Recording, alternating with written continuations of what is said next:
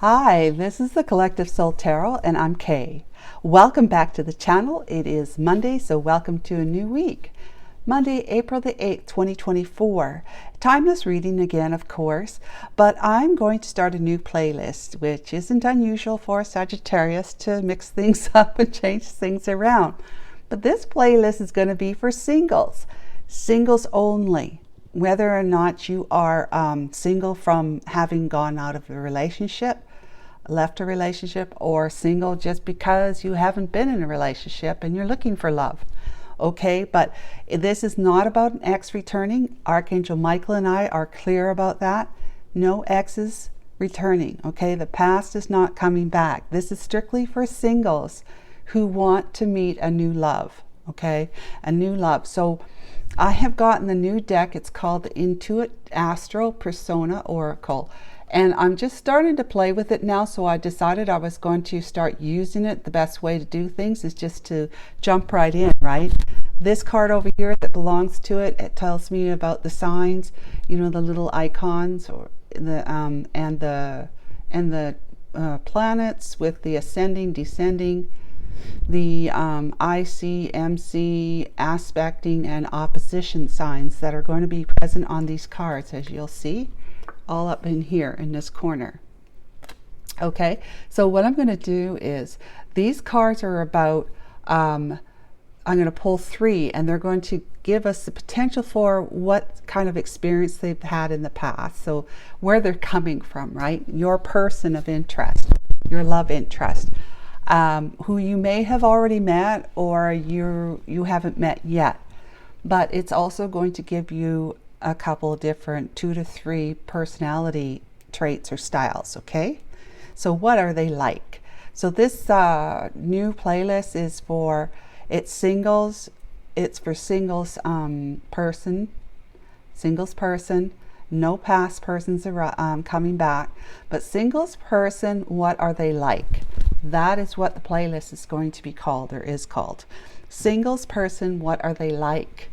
All right, so let's get started. I'm going to do the first 6 of the zodiac right now, and depending on how long it takes, I will do the next 6. If not, I'll do that another day. Okay, so let's get going. So Archangel Michael and myself, we are in cahoots about no past people returning. Okay, brand new love for singles. All right, Archangel Michael and my holy self, thank you for being here and enveloping me in the beautiful angelic wings of love, light, guidance, and protection. Please guide and assist me today with correctly interpreting these energies for the collective and with their corresponding zodiac sign. Thank you. What messages about these people can I share with them when we pull the actual personality traits or types? Okay, so I'm going to cut just because I usually do, but I'm not pulling from the top. Okay, so randomly, Aquarius, what are the first 3, Archangel Michael, please? Progressive. Now that's really funny that this card came out first, and I'll tell you why. It's because when I got this deck, I have 2 decks exactly the same. One of these decks had this card, it was ripped in half. It was torn, like that, torn. So I wanted to use the deck that had the torn one in it, so I took this one from the other deck, and here it is. Go figure. First card pulled, and it comes out as the first card for Aquarius. So I'll read these in just a second. So we've got the second card and the third card. Okay, then for Pisces we have this one, maybe I'll move them over a little, and this one,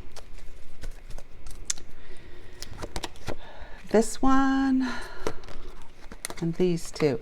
Now I'm starting to think that I should probably just put them back in the deck Remember, I'm doing this for the first time, and I'm just using these cards to get acquainted with them and to learn how they really work, okay? So I'll just do these 3 here, but next time when I do them, I'll put these cards back in before I draw those cards, and so forth and so on. So I'll put all these back in before I start pulling for Taurus, okay?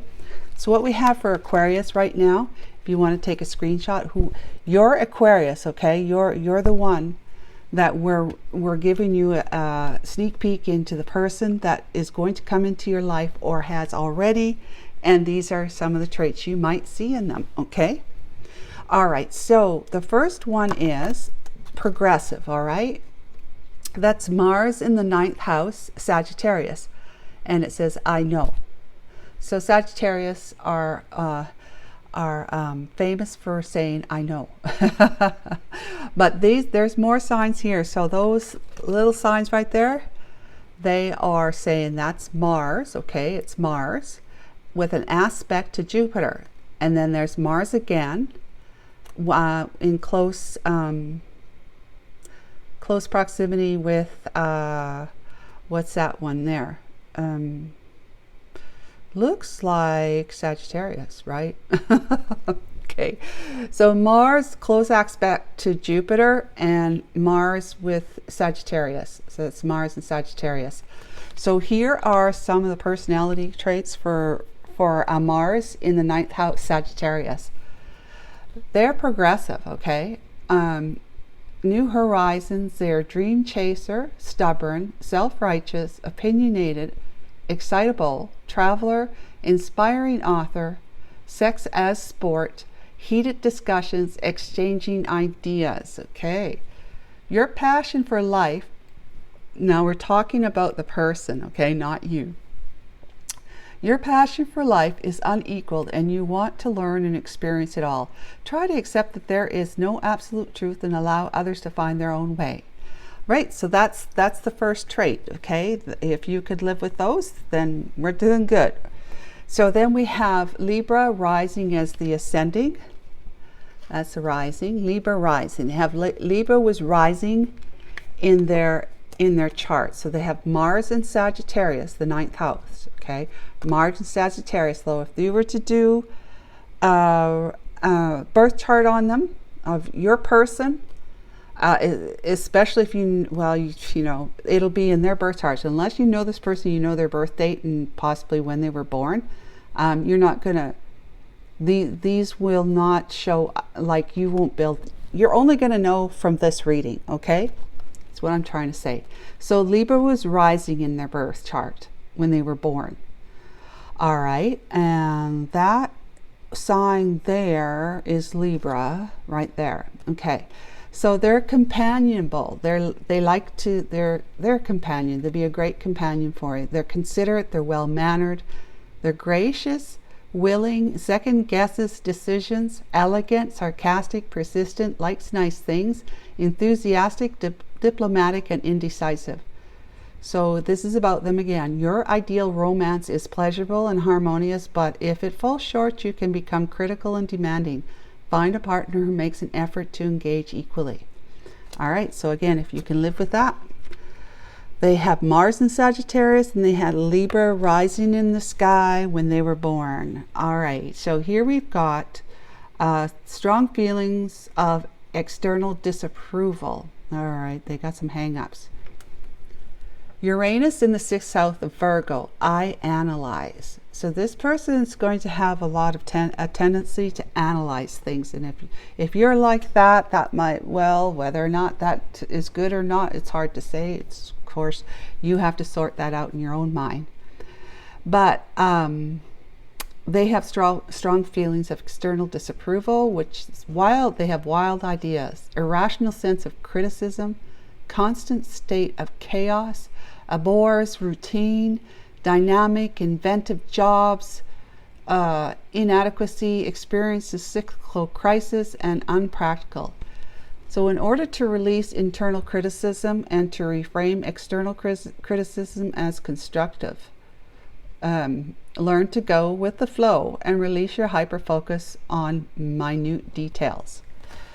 Wow, that's challenging set so far. It might get more challenging as we go along with the other ones. It's hard to say, but Aquarius, if you're good with that, you've got somebody who's Mars in the 9th house of Sagittarius, and they know their ascending sign or rising sign was Libra, or is Libra, and Uranus in the 6th house of Virgo with I analyze. So I know and I analyze, but there's a nice balance with Libra, because you know Libra is the scale, right?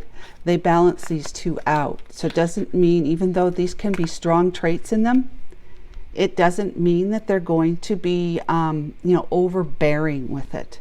They'll have a good balance, because they'll show up in ways that are considerate, and they will be willing to just work things out with you. They're diplomatic and they're enthusiastic but gracious and well-mannered.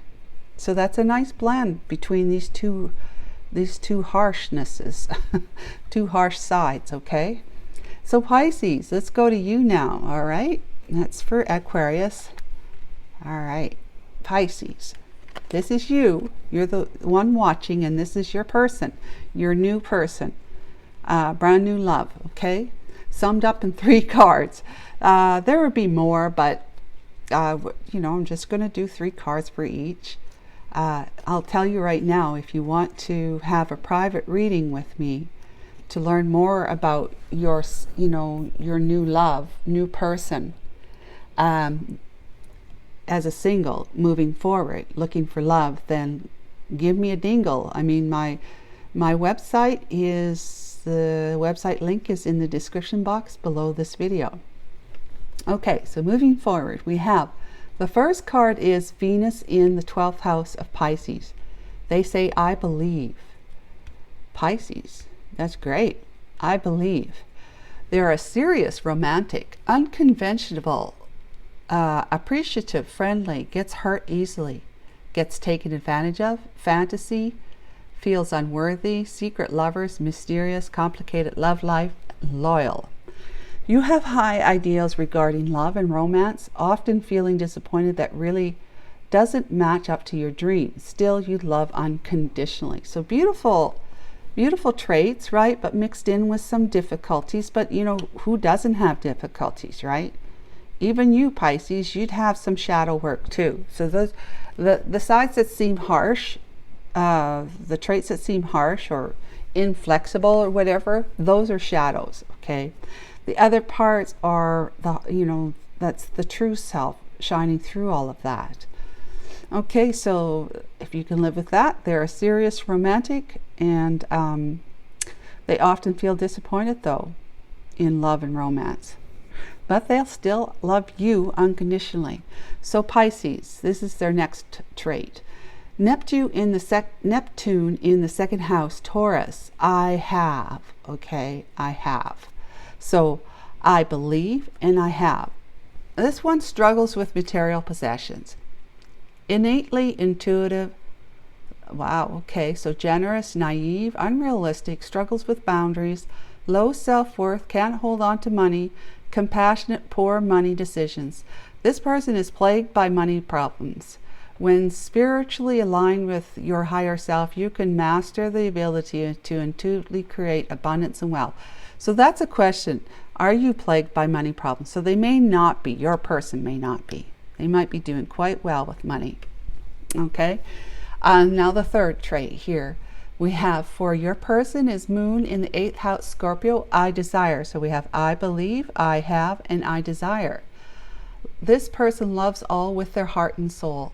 They're hypnotic, magnetic, pushes limits, psychic, deep attachments, complex, possessive, puzzling contradictions, intense, deep, handles money well. Well, look at that.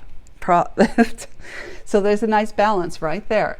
You give yourself wholeheartedly, but desire for deep connection plus a distrusting nature makes it hard to find and hold satisfying relationships. So there's a lot of trust issues with this person. There could be, right? Aries. All right, so that's what we have for Aries. Next we have that's what we have for Pisces, pardon me. Next we have Aries. Aries, your person of interest. The first trait is Mercury in the 4th house, Cancer, I feel.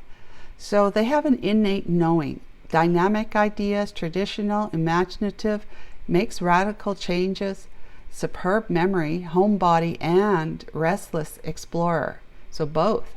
Elitist, I should say, emotionally vulnerable and manipulative. Wow. Okay. Wow. All right, so here's more about them. People are impressed by your uncanny ability to generate brilliant ideas out of thin air, but not by your use of emotions to get them on board. Okay, so people are impressed by your uncanny ability, but not by your use of emotions to get them on board. So they're saying you don't manipulate. But they have here emotionally vulnerable and manipulative. I don't know, but anyways, Mercury in the 4th house, Cancer, I feel. All right. Second one, we have Saturn in the 2nd house. Taurus is I have. And we have that here. We do. But that's Saturn in the 2nd house of Taurus. This is Neptune in the 2nd house of Taurus. So this is an I have person again.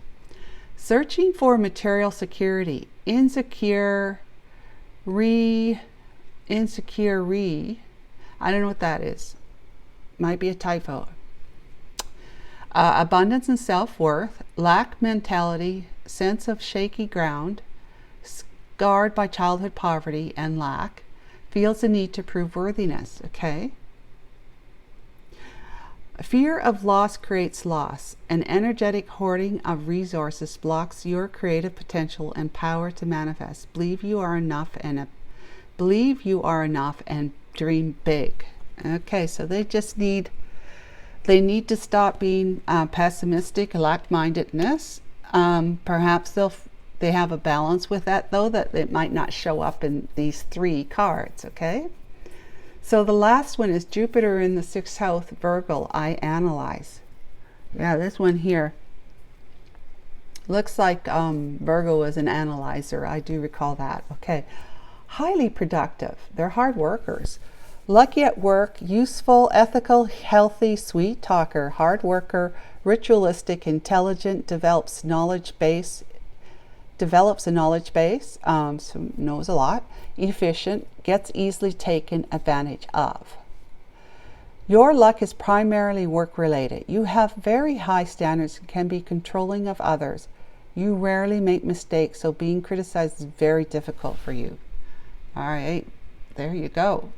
So if you can live with that, that's what your new love traits might have, Aries. Of course, this is collective reading, so it may not be your person this time around when I'm doing this. So you'll have to come back for another one when I do Aries again, and so forth and so on. Okay, so I hope you've taken screenshots of these to see if intuitively you feel as though it's a hit for you with these character traits. All right. So let's do now Taurus, Gemini, and Cancer.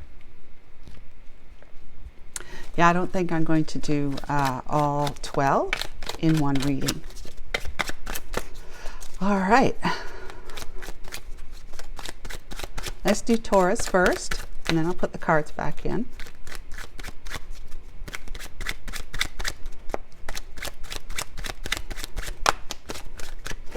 You know, when things like that happen, I know anyways, but see, I'm a knower as well, Sagittarian, right? I know.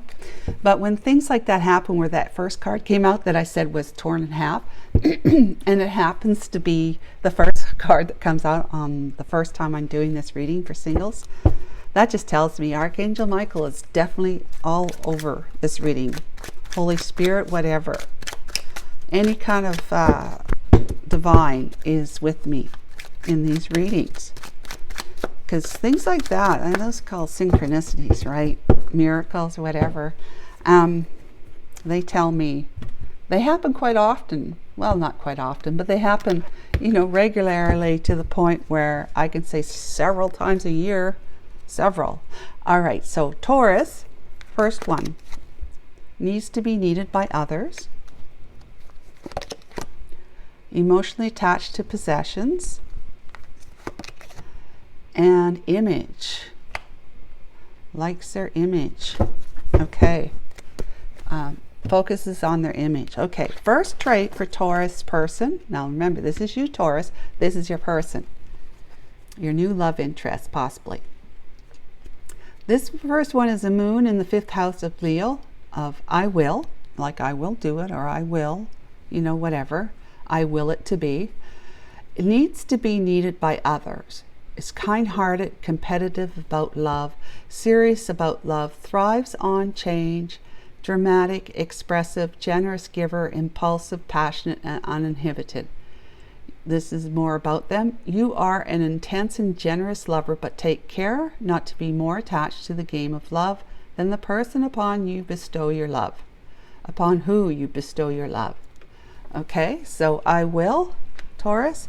The next trait is I have. That's a moon in the 2nd house of Taurus. I have. Emotionally attached to possessions, protective of property, desires luxury, fears lack, interior design, collector, craves admiration, loves heirlooms, emotionally restrained, and slow to let go.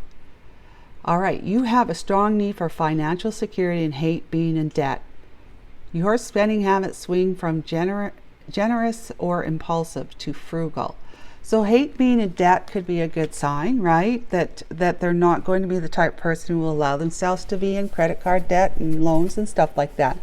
So if that's what you're like, then that's a great hit. Okay, so this is the 3rd one. Sun in the 1st house, Aries. I am. All right. Let's see. I am. The image, right? Aries is the head of the zodiac, so it's like, it's the big thinker, it's the one that has great ideas and so forth. So with great ideas can come an ego that's quite impressive. All right, so image, appearance, innovative, competitive, personal interests, identity, purpose, destiny, brave, positive, presence, natural born leader, and self-conscious. Don't obsess about other people's opinions of you. Embrace your innovative drive and leadership qualities without being overbearing towards others. So Taurus, those are good. And like I said, these are just 3, this is just 3 cards, 3 like parts of who they are. And each one of us has many facets, okay? So I'm just doing 3. If you'd like a private reading, of course, to find out more about your person of interest, you know, the link for a private reading is in the description box below this. But you have a I will, I have, and a I am person that may become your romantic partner. So if you can live with that, then great. Okay, if you're happy with that, great. All right, let's go ahead and do Gemini.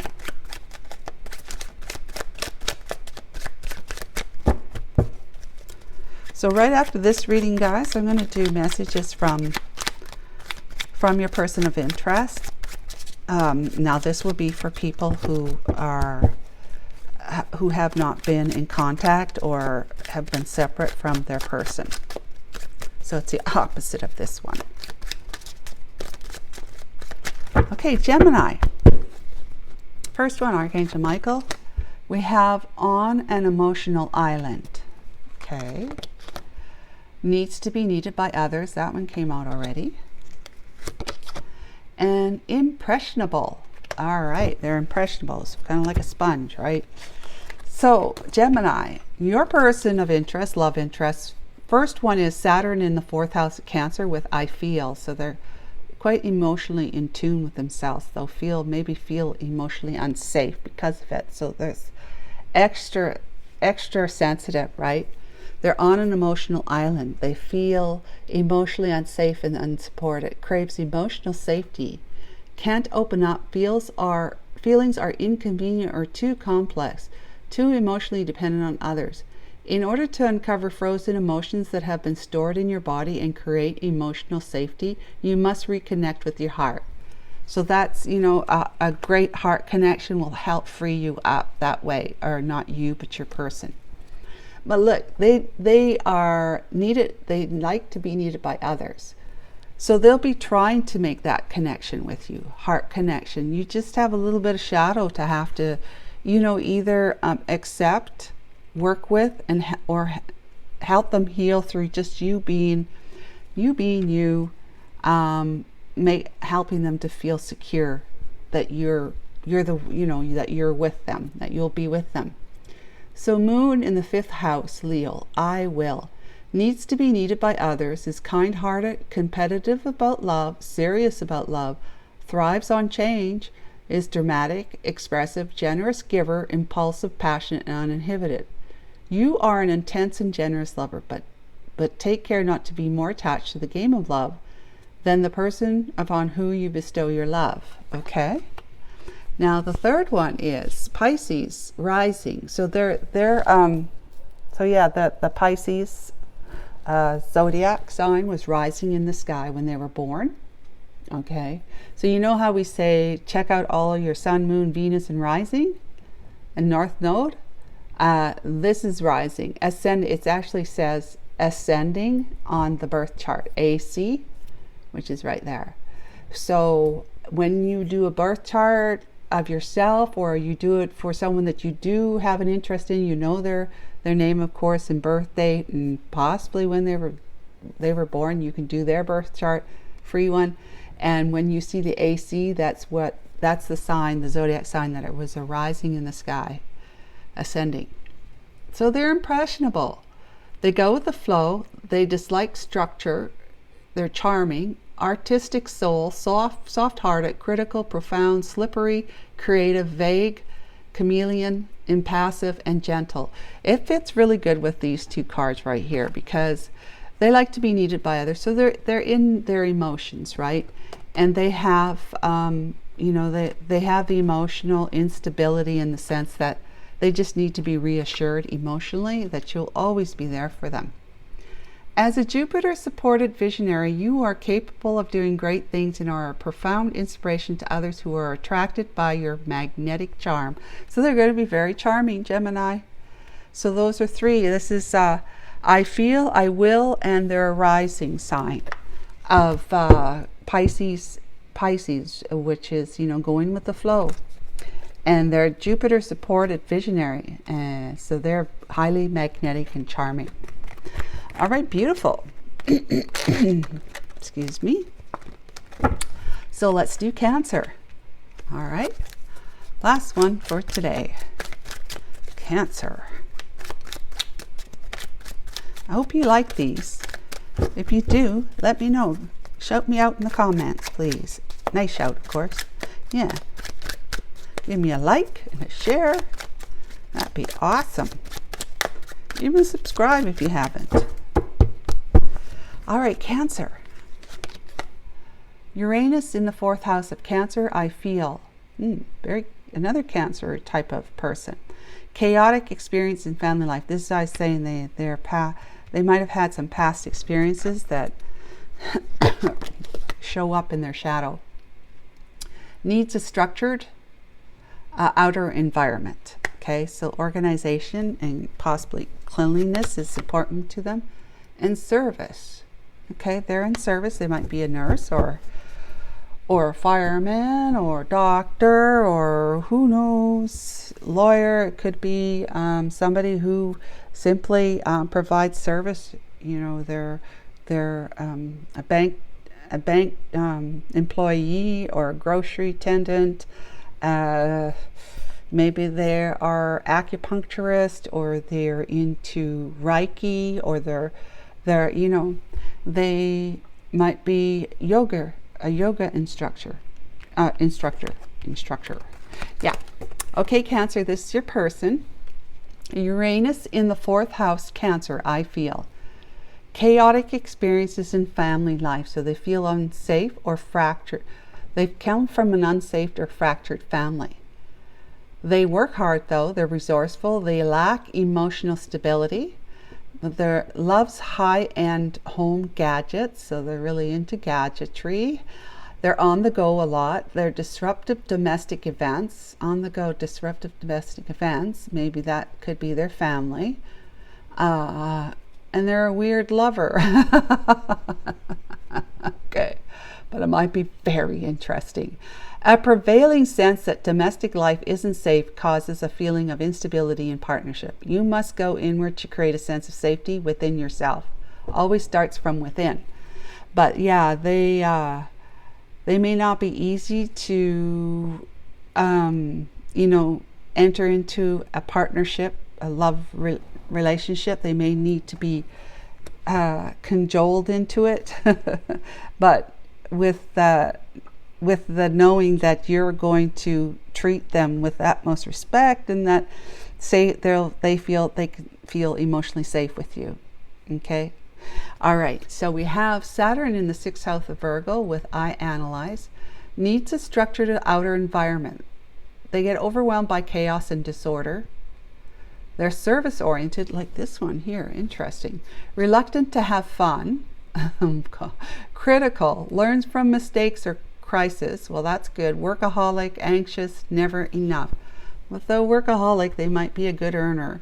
Find balance between improving yourself and your environment and understanding that everything is a work in progress. Above all, let your light shine. Yeah, that's I analyze. So this is another I analyze one. So you've got somebody who's got strong Virgo in their chart. This is the Saturn house, and this is Sun. The Sun in Virgo. So they're a Virgo, is what I would understand from that, is they're a Virgo. Okay. That's the Sun in Virgo, the 6th house. I analyze. Service, they're reliable, they're a busy bee, critical, persistent, sensitive to criticism, follows routines, which is like having an organized outer environment, right? Follows routines, contemplative, robust immune system, so they're very healthy, serves others, detailed oriented, yeah, and an analyst. And they might be an analyst. Okay, you crave appreciation for the service you give others and your attention to detail. So when they do something, when they provide you a service, like they do something nice for you, they like to hear that you appreciate it. It's vital that you have an occupation that you find fulfilling. So they have to have an occupation that fulfills them. So that's why they're looking, the Virgo is looking for a service related, or is in a service related occupation. So guys, that's what I have for today. I'm not going to do the second half until tomorrow. Okay, so take care of yourself. Bye for now.